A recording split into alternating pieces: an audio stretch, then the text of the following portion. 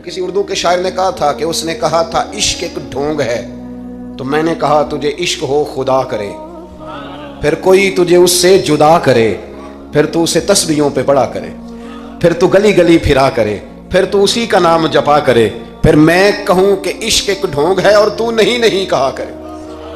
दाता गांधी बख्श अली हजवेरी। दाता साहब ने लिखा है, ये आजकल का जो जदीद नौजवान तबका है वो जरा बात जल्दी समझ जाएगा।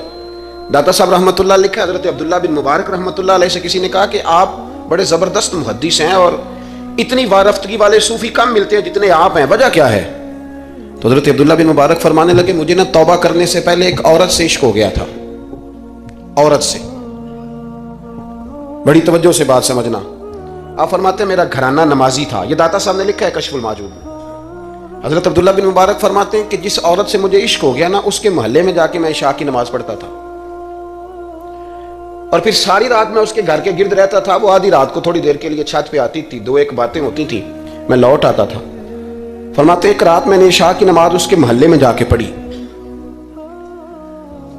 कारी साहब ने ना कुछ आयात लंबी पढ़ा दी तो मुझे गुस्सा आया।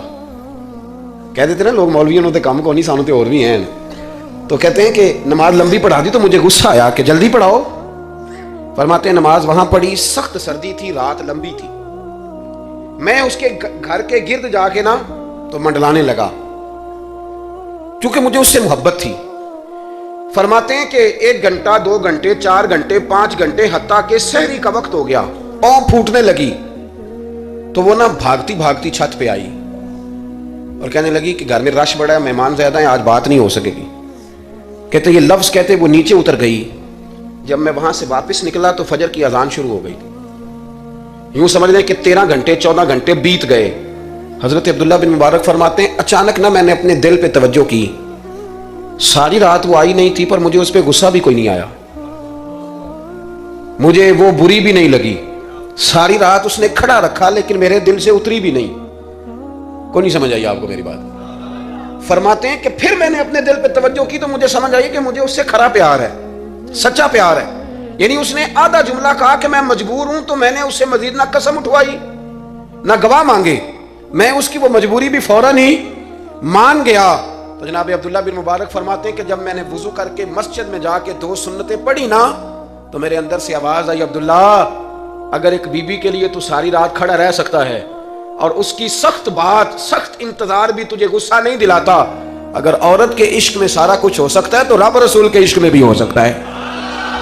फिर उनकी बताई हुई तरावियां तुझे गुस्सा नहीं दिलाएंगी, फिर उनका कहा हुआ रोजा तुझे गुस्सा, फिर तो ये नहीं कहेगा कि बड़ा मुश्किल काम है जी गर्मियां दे रोजे ने, फिर तेरी जुबान से कोई लफ्ज इसलिए कि महबूब पर गुस्सा।